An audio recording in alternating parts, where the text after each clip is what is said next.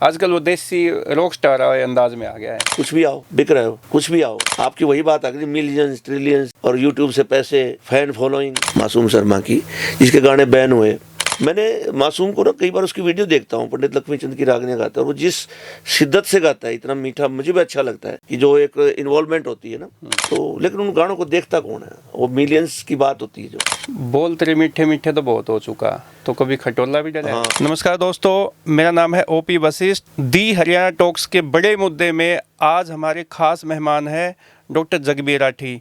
Doctor Jagbir Rathi 4 दशक से हरियाणा के कल्चर पे काम कर रहे हैं, अभिनय में भी, सिंगिंग में भी और लेखन में भी। तो आज हम हरियाणा की जो गन कल्चर को लेके एक जो कंट्रोवर्सी है, उस पे हम डॉक्टर जगबीर राठी जी से बातचीत करेंगे।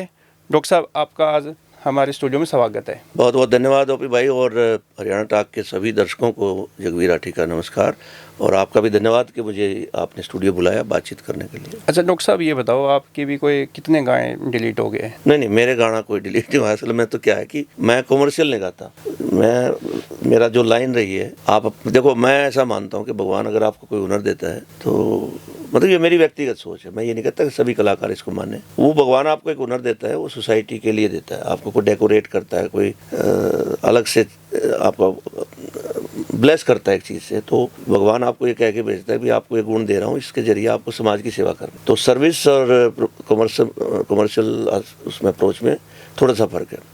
तो मैंने कभी सोचा नहीं कि मैं इस कला से, टोटल मेरा फुल टाइम बिजनेस भी नहीं है, ना मेरा प्रोफेशन है, तो इसलिए मेरे गाने कटने का मतलब नहीं होता, क्योंकि मेरे गाने सूफी रंग के होते हैं, मेरे गाने जवान किसान पे होते हैं, मेरे गाने जो एक निश्चल प्यार होता है उस पे, तो उसमें किसी को मुझे लगता नहीं आपत्ति होगी, और उससे किसी के मन को सुकून ही मिलता है, कोई द्वेलित नहीं होता मेरे गानों से। बोल तेरे मीठे मीठे तो बहुत हो चुका, तो कभी खटोला भी डला? हाँ, 14 साल हो गए हैं बोल तेरे मीठे मीठे को। और आप जिस वर्ड की बात कर रहे हैं, तो मैं उस जोनर का कलाकार ही नहीं हूँ, और बल्कि और कलाकार तो कहते हैं ये कलाकार ही नहीं है, और I am happy with that कि मुझे ना तो वायलेंस पे बात करनी है, ना ही मुझे न्यूडिटी पे बात करनी है, ना ही देखो, मैं एक बार मैं मुंबई में था, अभी हाल ही में दिवंगत हुए हैं आदरणीय मनोज कुमार जी, उनका एक वर्जन था इनकी नायिका के प्रति आपकी अमानसिकता का। वो कहते कि हम उस समय, उन्होंने कभी नायिका को के पास नहीं आए वो, तो ये कारण पूछ लेते, तो कहते जब तक नायक के मन में नायिका के प्रति प्यार नहीं होगा या आदर भाव नहीं होंगे, तो वो अच्छा गीत बन नहीं सकता। आजकल के क्या है, ये बच्चे जो हैं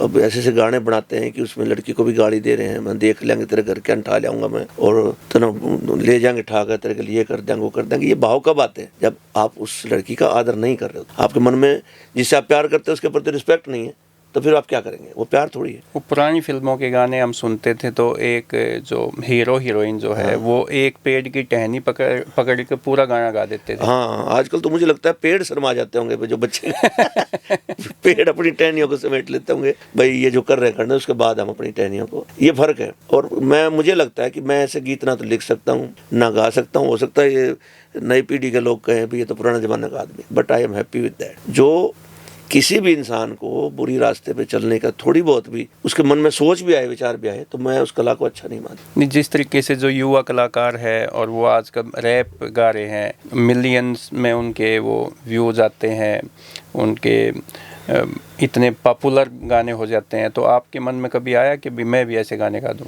नहीं, कभी नहीं आया। और सच पूछो तो मुझे इस पॉपुलरिटी का कोई रैंक भी नहीं लेना। मेरा नाम 4 आदमी लें और इज्जत से लें, मैं उसमें खुश हूँ। आपको 100 आदमी जानते हैं, जिसमें से 70 आपको गालियां दे रहे हैं, 30 आपके प्रशंसक हैं, तो मैं इसके किसी में कभी पढ़ाई नहीं। मुझे 5 आदमी जाने, और वो जाने तो इज्जत से जाने, राइट। और मैं ये भी नहीं कहता कि जो नए कलाकार हैं कोई बेइज्जती वाला काम कर रहे हैं, ये अपने अपने रास्ते हैं। मैं एक पर्टिकुलर एक ऐसे कलाकार की बात करता हूँ, मासूम शर्मा की, जिसके गाने बैन हुए। मैंने मासूम को ना कई बार उसकी वीडियो देखता हूँ, पंडित लक्ष्मीचंद की रागनियां गाता है, और वो जिस शिद्दत से गाता है, इतना मीठा, मुझे भी अच्छा लगता है कि जो एक इन्वॉल्वमेंट होती है ना, तो लेकिन उन गानों को देखता कौन है? वो मिलियंस की बात होती है, जो कौन देखता है?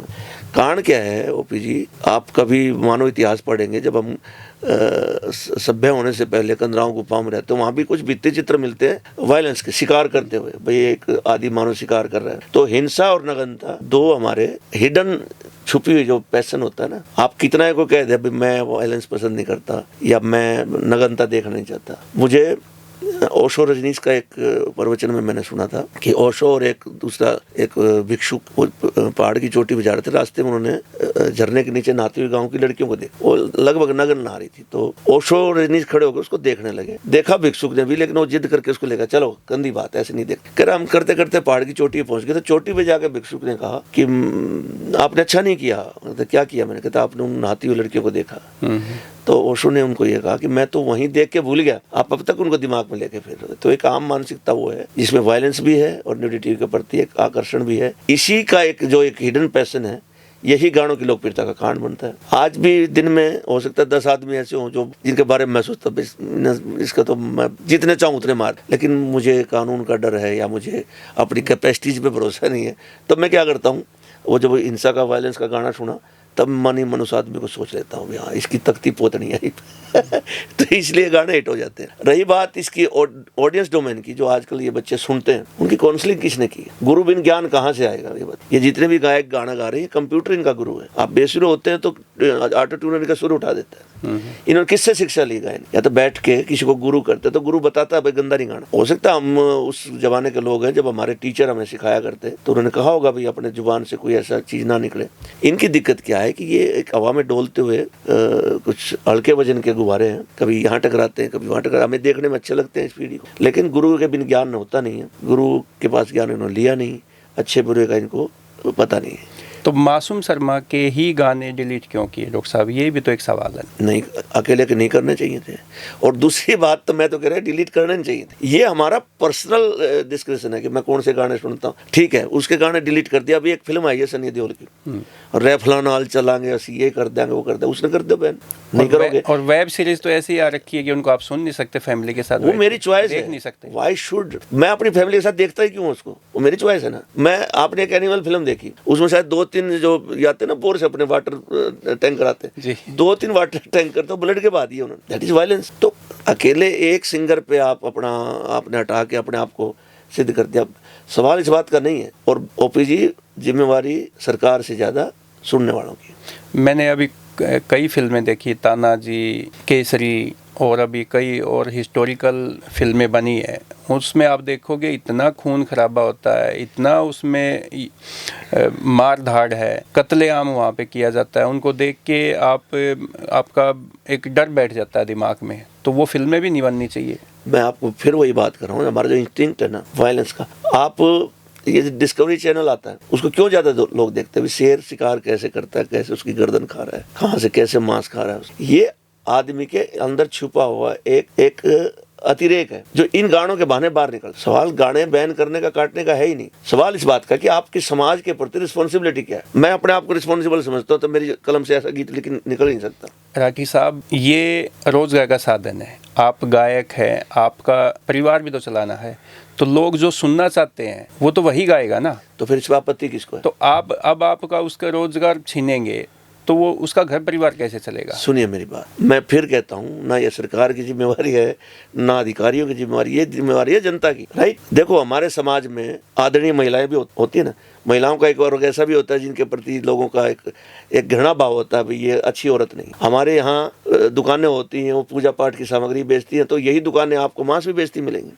आपको जाना है ना वहाँ, आपको पहुंचना ना, आप किस दुकान पे पहुंचते। आप अकेले एक आर्टिस्ट के गीत काट के क्या सिद्ध करना चाहते? नहीं रुकेंगे। मैं आज हरियाणवी वायलेंस के गाने सुनना छोड़ दूंगा तो मेरे पास पंजाब के आ जाएंगे। फिर उस पे कास्ट बेस पे मामला आ गया कि ये मासूम शर्मा है, ब्राह्मण है, इसलिए जानबूझ के ऐसा कुछ लोगों ने। ये तो हमने अपना समाज बना दिया ना सर, हमने समाज ऐसा बना दिया। अदरवाइज ऐसा क्या है कि आप अपने आप को जस्टिफाई करने के लिए आप अपना समाज का सहारा ले रहे हैं। राइट, और वही समाज जो उसके स्टेक पे है, जब उसकी पुरानी गालियां खत्म हो गई तो उन्होंने नई नई गालियां बना के उसको गालियां दी। This is not right. उनका व्यक्तिगत आपस में दो कलाकारों का क्या है, वो हरियाणा का थोड़ी है। हम पिछले 10 दिन से इस चीज को देख रहे हैं, वो उसको गालियां दे रहा है, उसको गालियां क्यों भाई? मत दो गालियां। आप जिसका जो जिक्र है बनाओ, सुनने वाले डिसाइड करें कि मुझे अपने बच्चों को कौन सा गाना सुनाना। मैं आपने ठीक कहा, मैं पिछले 4 दशक से इस प्रोफेशन में हूँ। मैंने तो कभी वायलेंस का गाना नहीं बनाया, मैंने कभी दुई अर्थी गाना नहीं बनाया। मैं लाफ्टर चैलेंज में गया था ओपी जी, वहाँ ये जो बॉम्बे के जो कॉमेडियन है, इनका मेन इनका हथियार है डबल मीनिंग। Double meaning. तो मुझे भी स्क्रिप्ट दी गई, मैंने तो नहीं बोला, मुझे स्टार बनना है नहीं। राइट, लेकिन ओपी जी, बॉलीवुड का इतिहास जब लिखा जाएगा तो उसमें अमिताभ बच्चन का नाम लिखा जाएगा, दिलीप कुमार का नाम लिखा जाएगा, कपिल शर्मा का नाम इतिहास में कहीं नहीं मिलेगा आपको। वो एक मस्करा ही रहेगा। आपको आज पंडित लक्ष्मीचंद को क्यों याद करते, पंडित मांगेराम को क्यों याद करते, या जाट मेहर सिंह को, बाजे भगत को? आप उनकी रचनाएं देखिए। हो सकता है उन्होंने अपने शुरू में एक फेज रहा होगा या सांग का कोई जरूरत रही होगी कि रोमांटिक गाने गाए, लेकिन इतना नीचे कभी नहीं उतरे वो। लेकिन एक टाइम में तो सांग का भी विरोध हुआ। सांग का विरोध आर्य समाज ने किया। कारण यही था कि आप जब आप बाउंड नहीं कर सकते ना, विरोध के बाद भी सर्वाइव किया ना उन्होंने, सारी रात लोगों ने देखा है आप उस इंस्टिंक्ट को। लेकिन क्या आर्य समाज ने उन सांगियों के अच्छे काम को गिनाया? लेकिन जिन कलाकारों ने सारी रात गा के और जो भी दान चंदा आया वो गांव की धर्मशाला के लिए, गौशाला के लिए या स्कूल के लिए दे के चले गए, उन कलाकारों से कोई बड़ा हो सकता है? तो फिर आर्य समाज ने ये उनके अच्छा ही नहीं देखा, उनको पैट्रनाइज कर देते, भाई आप ये चीज हटा दो। सांग को क्यों बंद किया? अगर वो कलाकार प्रोफेशनल होते हैं या सोशल कॉज के लिए होते थे Yes. सांग तो हमेशा ही उनका तो एहसान हरियाणा चुका नहीं सकता। उन्होंने गौशालाओं के लिए, स्कूलों के लिए, मंदिरों के लिए, जितने भी समाज के कार्य उसके लिए पैसा इकट्ठा कर थे, सांग को लेके आते थे। कोई भी ऐसे जिले में या स्टेट में ऐसा नहीं होगा कि सांग की वजह से किसी धर्मशाला का निर्माण नहीं हुआ। तो क्यों बंद किए? फिर पब्लिक ने क्यों नहीं आवाज उठाई? बिहारी समाज को ये कहते भाई इनको बंद मत करो, इनकी जो गंदी चीजें वो डिलीट कर दो। ये वही सांगी हैं जिनके सांग देख के पंचायतों में फैसले होते थे, भाई देवर भाभी का रिलेशन कैसा होना चाहिए, भाई कैसा होना चाहिए, या परिवार का गठजोड़ कैसा होना चाहिए, या आपकी डेडिकेशन कैसी होनी चाहिए। तो ये हरियाणा के कलाकार मंडोक साहब, ये जो कंट्रोवर्सी है, जो आपसी जो गुटबाजी है, इसके पीछे क्या कारण हो सकता है? वजन नहीं है। जिसके अंदर सामर्थ्य होगा कला का, हुनर का, वो हल्की बात करेगा ही। तो और मैं तो इस कलाकार को भी ये राय देता हूँ कि ये इतना अच्छा गाता है। पंडित लक्ष्मीचंद की रागनियों को इसने पहले भी गाया और वो पॉपुलर भी हुई है। भजन भी गाता है, भजन भी गाता है, इन्होंने सत्संग भी किए हैं, जागरण भी किए हैं। तो मैं उसी चीज का फैन हूँ। मैंने इसका गाना सुना भी नहीं है जो जिसकी गाने की जिक्र करे ना आप। मैंने नहीं सुना इसके ये जो गन कल्चर के गाने, एक खडोला जेल के बाहर, Whatever खडोला it is. जेल के भीतर, वट एवर, मैं सुनता नहीं है गाना। हाँ, मैंने इसका वो रागनी जरूर सुनी थी जिसने थोड़ा सा मॉडर्न म्यूजिक के साथ की थी, तेरी झांकी के मैं गोला मारूं। या ये अपने स्टूडियो में जब रिहर्सल कर रहा होता है और पंडित लक्ष्मीचंद की हमारे फोक गीतों को गाता है मस्ती से, मैं उसका फैन। आपको ऐसा लगता है जैसे दादा लक्ष्मी खड़ा है? नहीं, ये तो गलत बात है। हालांकि उस समाज को भी इस बात से बचना चाहिए कि अभी वो इतना ऊंचा नहीं हुआ, दादा नहीं हुआ अभी। वो एक सिंगर है। और सिंगर कैसा है? वो अच्छा गायक, अच्छा सुर में गाता है, बढ़िया गाता है, लेकिन उसका जो स्टेज बिहेवियर है वो एक कलाकार का नहीं है। सरस्वती पुत्र का वो नहीं। आजकल वो देसी रॉक स्टार अंदाज में आ गया है। कुछ भी आओ, बिक रहे हो, कुछ भी आओ, आपकी वही बात आ गई, मिलियंस ट्रिलियंस और यूट्यूब से पैसे, फैन फॉलोइंग, ये नशा बहुत माड़ा होता है, राइट। और आपने पंजाब के एक बहुत बड़े रैप सिंगर का हाल देख लिया होगा, देखा है वो कहाँ था, आज वो क्या कर, आना तो वही है ना। तो ये गन कल्चर और ड्रग्स के नशे और इस तरीके के जो सॉन्ग है, ये तो पंजाब से चले ना, वहाँ तो कभी ऐसा नहीं हुआ कि किसी के गाने डिलीट हो। पंजाब ने गन कल्चर को अपनाया, उन्होंने भुगता, राइट। हंसराज हंस के ऊपर कोई उसका दुश्मन पैदा हुआ नहीं हुआ। सरदुल सिकंदरी इतना बढ़िया गा के दुनिया से चले गए, उनका दुश्मन हुआ। गुरदास मान कितने साल से मंच पे गा रहे हैं, और वो जब गाते हैं, वो गुरदास मान जब मंच पे गाते, तो ये लोग तो मतलब ठीक है, ये नई पीढ़ी इस रैप के या म्यूजिक के शोर में उनके वैसे फॉलो कर लेते, लेकिन जो आत्मा की बात है वो पंजाब के कितने गायकों ने की, और वो आज तक भी जिंदा है लोगों। तो जो आपकी जो बिरादरी है, जो आर्टिस्ट की बिरादरी, और इनको जब सरकार में कोई ओहदा मिल जाता है तो इनकी क्या जिम्मेदारी होनी चाहिए, क्या काम होना चाहिए कलाकारों? देखो, मैं किसी दूसरे कहता नहीं हूँ। मुझे एक बार सरकार में एक कल्चरल अकेडमी के पद पर बैठने का मौका मिला था, चौटाला साहब की। हाँ जी, हाँ बिल्कुल। चौटाला साहब ने मेरे को, ये जो कला परिषद आजकल काम कर रही है, इसका शुरुआती जो दौर था, इसका पहला प्रोजेक्ट डायरेक्टर में ही था। तो अब मैंने इस बात से बचा कि मैं खुद अपने प्रोग्राम ना करूं। हालांकि जो लोग यहाँ लगाए कि मुझे तो पता लगा कि वो कई प्रोग्राम होता था, पहले अपनी पार्टी के प्रोग्राम करा करते, लेकिन मैंने ऐसा नहीं किया।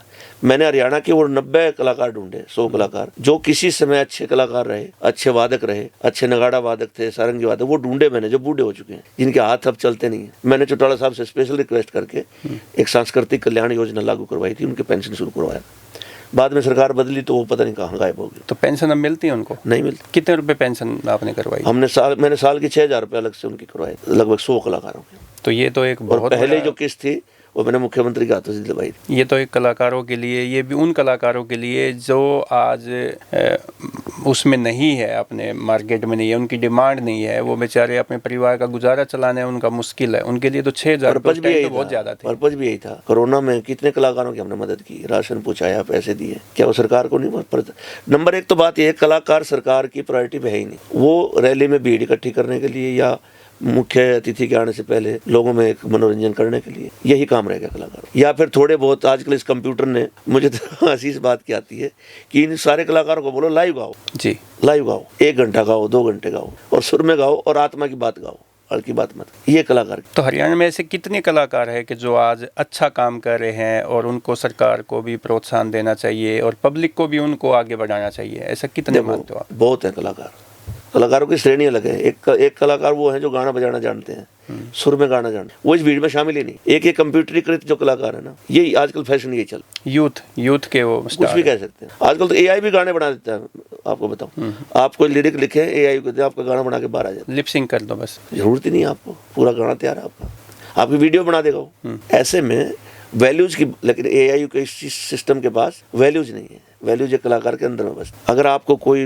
लाखों लोग फॉलो कर रहे हैं तो आपकी जिम्मेवारी बन कि आपके मुंह से क्या बात निकले, और उसको जो फॉलो करने वाले उनके घर पे, उसके मानसिकता पे, उनके चरित्र पे क्या असर हो। जब आपने एक एल्बम लॉन्च की जिसमें ये बोल तेरे मीठे मीठे भी गीत था और भी कई गाने थे, वो जो पैसे एल्बम के उसमें जो आपको मिले, उस पैसे का क्या किया? मैंने यूनिवर्सिटी को दिए थे, सब जानते हैं। उससे मैं 2 लाख रुपए की मेरी सीडी बिकी थी। और वही जो मैं अपना मानता हूँ कि कलाकार मेरा कुछ नहीं है। एक कलाकार अगर ये इस बात में अहंकार में है कि मेरे को मैं गाना जानता हूँ, मैं एक अच्छा एक्टर हूँ, नथिंग। ये भगवान ने उसकी ड्यूटी लगाई है भाई, इसका उपयोग करके आप किसी का भला कर सकते हो तो कर दो, बुरा मत करो। वो मैंने यूनिवर्सिटी को दिए थे दिव्यांग बच्चों के लिए सारे पैसे, और उसी का मैं तो कहते हैं ना, नेकी का फल मिलता है। आज तक कोई गाना 12 साल ट्रेंडिंग में नहीं रहा है, आज भी बोलते रहे मीठे मीठे उतना ही पॉपुलर है। हरियाणा में सुनते हैं कि बाहर भी सुनते हैं? हर जगह इंटरनेशनली सुनते हैं, हर जगह सुना जाता है। कारण क्या है कि इसमें कोई वायलेंस ही नहीं है, इसमें कोई किसी का अपमान नहीं है, इसमें आदर भाव है नायिका के, जिससे आप प्यार करते हैं उसके प्रति, उसका स्टेटस भाई तेरे पर मेहर सरब कि भगवान ने तेरे को ऐसा बना के भेजा है, ये स्टेटस।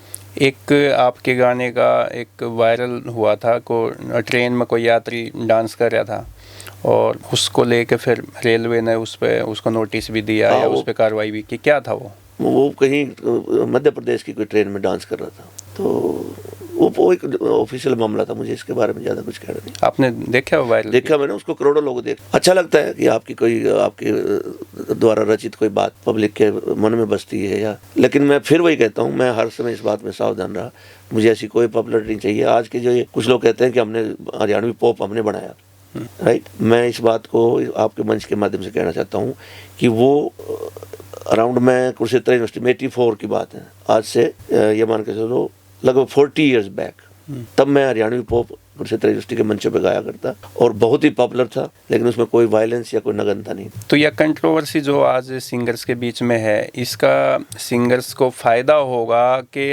हरियाणा को नुकसान होने वाला है?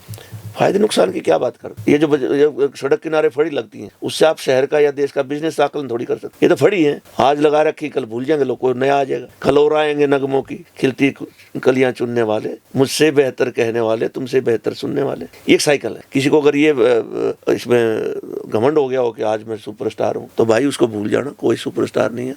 एक साइकिल चल रहा है, एक आता है दूसरा चला जाता है। अब से पहले कितने बड़े बड़े गायक हुए, पंडित लक्ष्मीचंद जी चले गए, मोहम्मद रफ़ी जी चले गए, मुकेश जी चले गए। भाई तुम किस खेत की मूड़ी हो यार, तुम्हारे पास कला है, अच्छा कुछ करके जाओ ताकि लोग बाद में याद करें। तो कैसे गाने गाने चाहिए कलाकारों को? तो अच्छे गाने गाने चाहिए।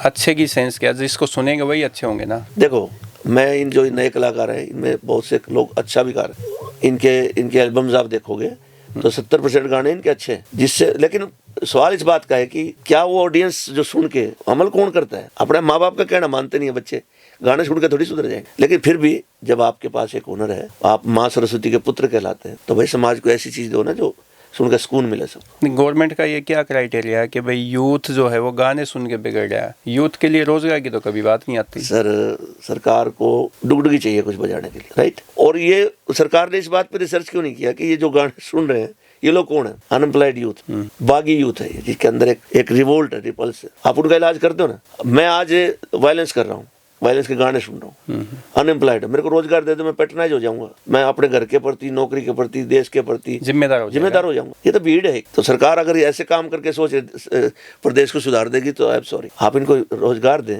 राइट? आप हरियाणवी के लिए काम करना चाहते हैं तो हरियाणवी के लिए काम करो ना। फिर आपने फिल्म पॉलिसी बना दी, आपने कब पीवीआर को कहा भी एक शो हरियाणवी का होगा, हरियाणवी फिल्मों का होगा? नहीं कहा। हरियाणा फिल्म पॉलिसी का तो यही नहीं पता कि उसमें है क्या, आपको पता है? नहीं, मुझे भी नहीं पता। आपसे कोई सलाह नहीं ली जाती कभी ऐसे? कोई मैं सरकार के नजदीक नहीं, कलाकार तो होता रहूं, 4 दशक से आप काम कर रहे हो। होता रहूं, इससे किसको क्या फर्क पड़े। मैं किसी को जाके ये क्लेम थोड़ी करूंगा मैं कलाकार हूँ, मेरे को किसी ने कहा कलाकार बनना, ये अभी मेरी 4 दिन पहले एमडी यूनिवर्सिटी में हरियाणवी फिल्म महोत्सव हुआ था। मैंने तो उसमें ऐसा ही देखे कि कौन हरियाणवी कलाकार था, मुझे नज़र नहीं आया। महावीर गुड्डू जी तो एक नज़र आए हमें, जो पद्मश्री भी है। हाँ, पद्मश्री मिला उनको सरकार से, अच्छी बात है, मिलना चाहिए। और सरकार को और ज़्यादा लोगों को पद्मश्री दिलाने, ताकि कम से कम कागजों में हरियाणवी कलाकार बन जाए। हाँ, इतने 10 कलाकारों को पद्मश्री मिला, 20 को मिला। तो ये पद्मश्री किसको मिलता है, कुछ इसका क्राइटेरिया होता है क्या? ओपी जी, जहाँ तक मैं समझता हूँ कि आप एक पॉडकास्ट चला रहे हैं हरियाणवी, सॉरी, एक न्यूज़ बेस्ड और इन्फॉर्मेशन बेस्ड पॉडकास्ट चला रहे हैं, आप मुझसे ये पूछ रहे हैं, तो मुझे लगता नहीं नहीं, मैं तो ये ना कलाकार उसके लिए आवेदन करता है, उनको पता होना चाहिए कि कलाकार को पद्मश्री किस क्राइटेरिया पे मिलता है। ओपी जी, मैं आपको बहुत एक प्रबुद्ध पत्रकार मानता हूँ, और मुझे लगता है आप ये मजे लेने के लिए मुझसे नहीं, मजा नहीं ले रहे मैं तो ये है कि आप देखो, हरियाणा के इतने बड़े बड़े कलाकार हैं, पद्मश्री किसी को मिलता है तो आपके मन में, किसी और कलाकार भाई के मन में टीस तो होती है कि मुझे क्यों नहीं मिला, या मुझे भी मिलना चाहिए। खुशी होती है, लेकिन वो जो पद्मश्री का मेरे को क्यों नहीं मिला, खुशी होती है, लेकिन वो जो पद्मश्री लेने का रास्ता जब पता करते तो हम फिर थोड़ा सा, तो वही तो पूछे कैसा रास्ता वो आपसे, मैं वही मेहनत करनी पड़ती है, हार्ड वर्क करना पड़ता है, और जगह जगह जाके आपको प्रोग्राम करने पड़ते हैं। आप तो ये तो आप भी, मैंने बहुत कार्यक्रम देखे हैं, बट मैं पद्मश्री की लाइन में हूँ, मुझे तो जो 2-4 श्रोता मान सम्मान देते हैं, मैं तो उसमें खुश हो जाता। तो प्रोफेशनल नहीं है आप? मैं इस आर्ट को बेचना ही नहीं चाहता, और कम से कम उस मंडी में तो नहीं बेचना चाहता जहाँ ऐसी कंट्रोवर्सी होती हो, या जहाँ क्राइटेरिया यही हो कि ये अच्छा कलाकार है क्योंकि ये मेरी फेवर की बात कर रहा है। अच्छा, कभी आप सरकार के पैनल पे कोई आपने प्रोग्राम दिया है कभी पहले? मैंने खूब किए हैं, एक हरियाणा में एक डिपार्टमेंट है आर्ट एंड कल्चर जी, हाँ, तो लेकिन आपको पता लग रहा है कि वहाँ जो कलाकार का नाम आता है तो उसकी बैकग्राउंड जरूर चेक की जाती है। अच्छा, हाँ, ये वो इसकी रूट्स क्या है, ये कैसी विचारधारा है, तब जाके प्रोग्राम मिलते हैं।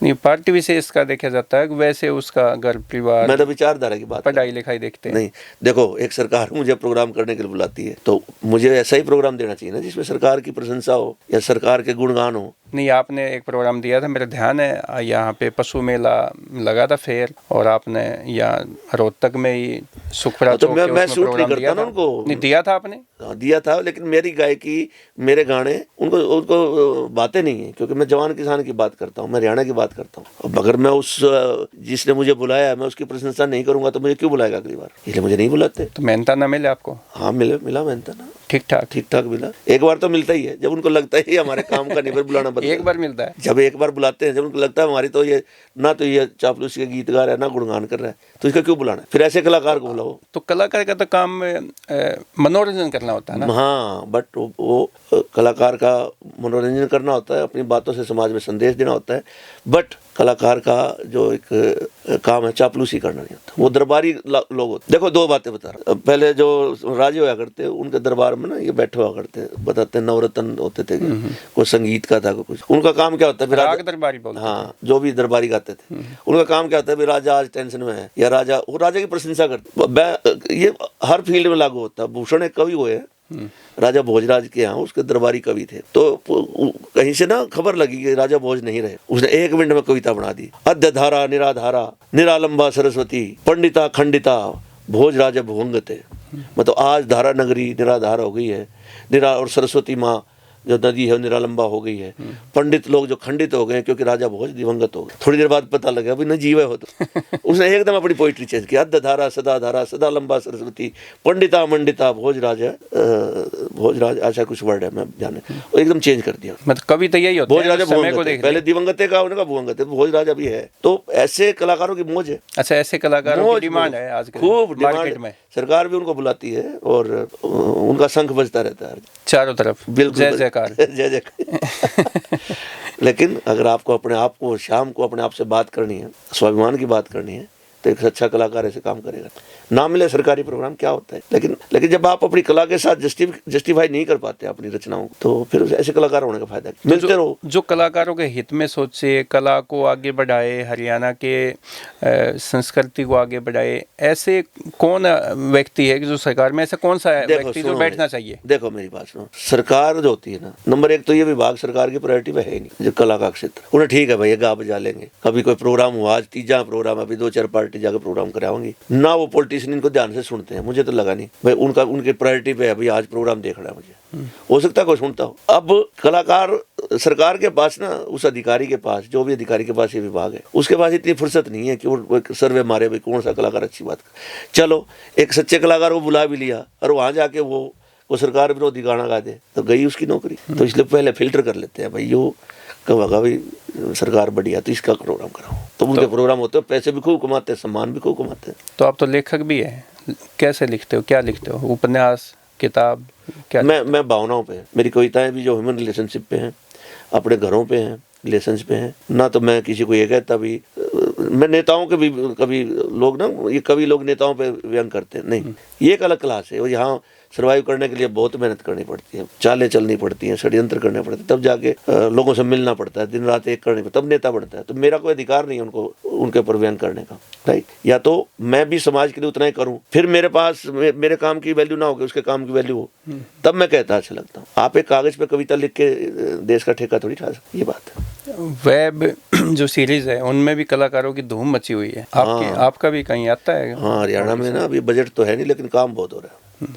पैसे नहीं है, ना ही मेकर के पास है, ना ही एक्टर्स के पास है। हाँ, लेकिन हरियाणा सिनेमा के नाम पे काम बहुत। फिल्म फेस्टिवल भी हुआ है। आप फिल्म फेस्टिवल में खर्चा भी शायद खूब हुआ होगा। आप बता रहे भव्य था, मैं तो खैर नहीं था यार। राजकुमार राव आए थे, हाँ, बड़े अभिनेता है। जो पैसा यहाँ खर्चा किया गया, वहाँ कोई किसी ने सवाल उठाया भी कि आप जो हरियाणा के कलाकार हैं, एक्टर हैं, या हरियाणा के जो टेक्नीशियंस हैं, क्या उनको पैसा मिल रहा है? शायद किसी ने फिल्में देख ली, किसी ने सवाल उठाया कि भाई कलाकारों के हित के लिए कोई पॉलिसी है आपके पास? क्या कोई ऐसी आपके पास रेगुलेशंस हैं कि एक एक्टर 10 दिन शूट करेगा तो उसका पैसा इतना मिनिमम मिलना ही चाहिए? क्या आपने कोई ऐसा रेगुलेशन बढ़ाया कि हरियाणवी फिल्म बनेगी तो PVR में एक शो उसके लिए रिजर्व होगा? आपकी सरकार के आदमी आए, आपने तारीफ कर दी, बड़ा अच्छा काम हो रहा है हरियाणवी सिनेमा, एक दिन ये करेगा वो करेगा। राजकुमार राव को बुलाया आपने, हरियाणा का है, लेकिन उसके संघर्ष में हरियाणा का क्या योगदान? उसने गया वो FTI, उसका अपना रास्ता चुना, अब वो हिट हो गया, अब हमने उसको ऑन कर लिया, अच्छी बात, करना भी चाहिए। लेकिन अगर आप सरकारी बात करते हैं, सरकार ने कौन सा ऐसा कदम उठाया? यशपाल शर्मा ने पंडित लक्ष्मीचंद पे फिल्म बनाई, किसने उसको सपोर्ट किया? कुछ नहीं। उसको, यशपाल जी को घर घर जाके फिल्म दिखाई उसने, उसका पैशन को मैं सैल्यूट करता हूँ। किसने, कौन सी सरकार ने कहा भाई तूने हरियाणा के इतने बड़े कलाकार पे फिल्म बनाने का हौसला किया है, चलो हम आपको सब्सिडी देते हैं? किसने कहा? मैं फिर भी यशपाल शर्मा की मेहनत मानता हूँ कि उसने 2-2.5 करोड़ रुपए लगा के, उससे भी ज्यादा लगे होंगे मुझे पता नहीं, हौसला तो किया ना उसने। उसको क्या मिला? आपके जो फिल्म इसके आयोग के चेयरमैन है, वो हरियाणा के रूट्स के नहीं है, वो क्या हरियाणवी सिनेमा समझे? कभी उनका नाम ही नहीं सुनाई देता। तो फिर वही तो कह रहा हूँ, कम से कम चलो भाई हम तो इस लाइन में नहीं है, या हो सकता है मैच्योर फिल्म मेकिंग ना करते हो। यशपाल शर्मा तो एक रिनाउंड नाम है, उसको सरकार ने क्या दिया? क्या सरकार, क्या मतलब आप ये चाहते हैं कलाकार आके सरकार के पैरों में गिर के भीख मांगे? पैरों में गिर के, एक स्वाभिमानी जो कलाकार होता है ना, वो सरकार के पैरों में गिर ही नहीं। आपको दंगल फिल्म में अच्छा रोल मिला, अच्छा काम किया, उसके बाद कोई और फिल्मों में? मैं भी आमिर की अगली फिल्म में भी सितारे जमी पे आ रहा हूँ, और इस साल तो मैं हरियाणवी फिल्में मिला के, पंजाबी फिल्म मिला के मैं 7-8 फिल्में कर चुका हूँ। लेकिन सवाल इस बात का नहीं ओपी भाई, सवाल इस बात का कि हरियाणवी कलाकार को आज कहाँ खड़ा है? हरियाणवी कलाकार, एक कलाकार गन कल्चर के गाने गा के पैसे कमाना चाहता है, तब आप उसके गाने बंद कर देते हो। एक गंदा बोल के अपने गाने हिट करना चाहता है, तब आप उस पर आपत्ति करते हो। तो अच्छे गायकों को आप पैसे देने लग जाओ, लोग अच्छा गाएंगे। मैंने पीछे एक प्रोग्राम कराया था हरियाणवी का, एक बहुत अच्छा सिंगर है हरियाणा में, सोमवीर कथुरवाल, उसके विरासत में मिली गायक, उसकी रागनियों कितने लोगों ने सुना? बहुत कम, बहुत नहीं वायरल हुआ, उसके तो मिलियन कोई फॉलोअर नहीं, चर्चा भी नहीं है उनकी। तो आप कुछ सपोर्ट नहीं करता ना अच्छे कलाकारों को सपोर्ट नहीं करते हो, गन कल्चर वाले गाओ ना, फिर क्या करेंगे भाई? फिर तो भजन गाओ अपने बैठ के, और क्या? तो भजन सुनाओ, भजन करो, बस, और क्या, यही बात। तो राठी साहब, आपने हमारे साथ द हरियाणा टॉक्स पे बेबाकी से अपनी बात रखी, और हरियाणा के कलाकारों को लेके, हरियाणा के आर्टिस्ट को लेके, अभिनेता, नेता, लेखक, सब मुद्दों पे आपने बहुत हमारे को हर सवाल का जवाब तसल्ली से दिया। आपका बहुत बहुत धन्यवाद। थैंक यू, प्रणाम।